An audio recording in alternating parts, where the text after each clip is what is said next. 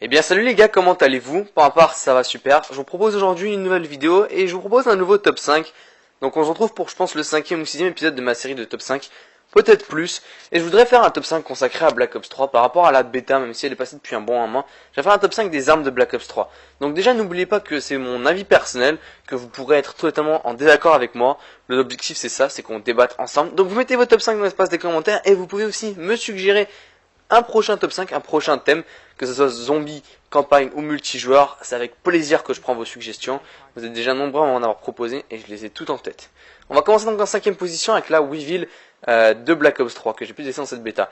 Et la Weevil est une sorte de P90 et je dois vous avouer que j'aime beaucoup la P90, je l'aime bien sur MW3 pour vous dire la vérité, elle est plutôt polyvalente en fait. Et sur Black Ops 3 on avait un petit peu le même style d'arme.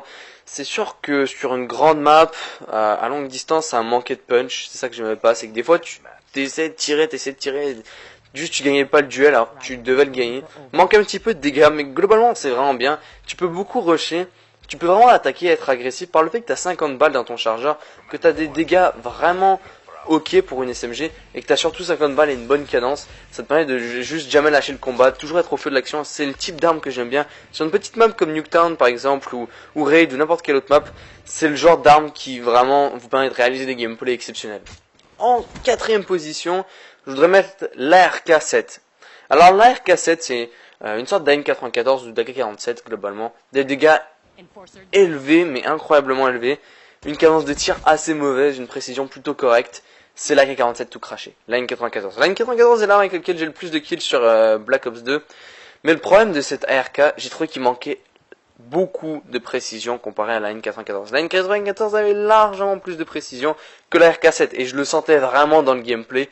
Croyez-moi, des fois t'étais juste avec la RK47 et la RK7 plutôt et tu manquais tellement des balles, une balle sur deux passait à côté, juste je comprenais pas, j'étais dessus, les dégâts sont plutôt élevés, manque un petit peu de cadence aussi dans la globalité des choses, ça mérite sa 4e position. Ça me faisait quand même plaisir d'avoir une sorte de N94, mais je préfère la N94, même la 47 de code 4 ou Black Ops 5 qui sont beaucoup mieux et beaucoup plus polyvalentes. Vous perdez beaucoup de duels avec la RK7, c'est ça que j'aime juste pas. Vous tombez face à une autre SMG, vous êtes sûr de perdre votre duel et c'est ça le problème. J'espère que elle aura un petit buff de dégâts à la sortie finale du jeu. En 3e position, je voudrais mettre l'HVK 30, il me semble que c'est ça le nom de l'arme.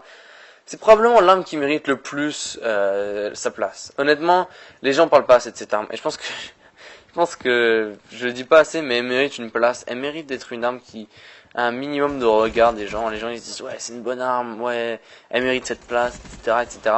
C'est sûr que c'est une arme qui manque un petit peu de punch dans tout. Elle est plutôt polyvalente en fait. Elle a des dégâts assez élevés.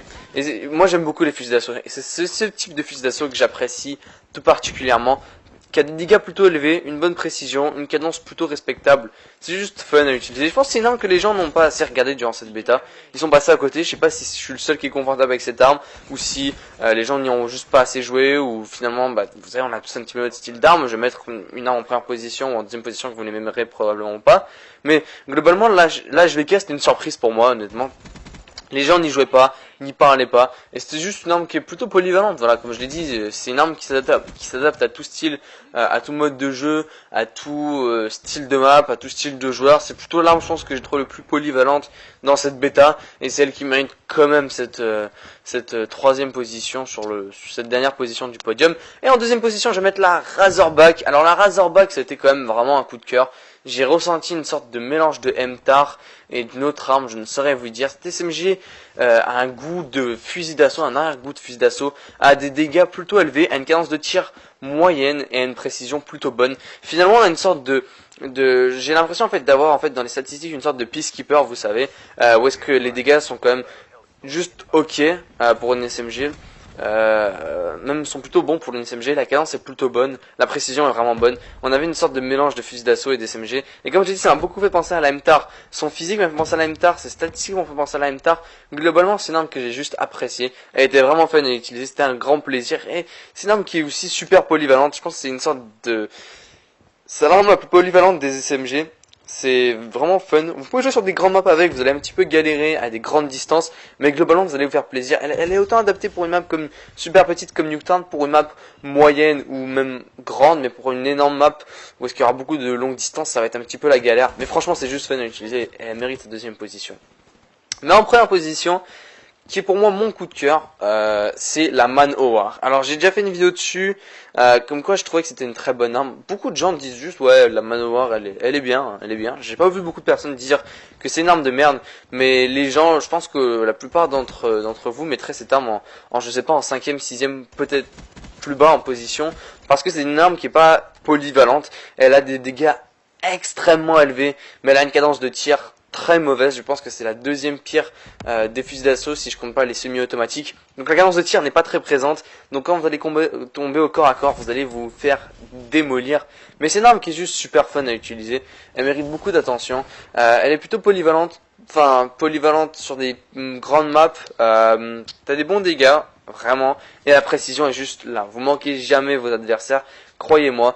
Vous allez juste tirer et battre vos adversaires. Après, comme je l'ai dit, quand vous tombez au corps à corps face à une Razorback ou une Kuda ou n'importe quel autre SMG, vous allez avoir beaucoup de problèmes à battre votre adversaire.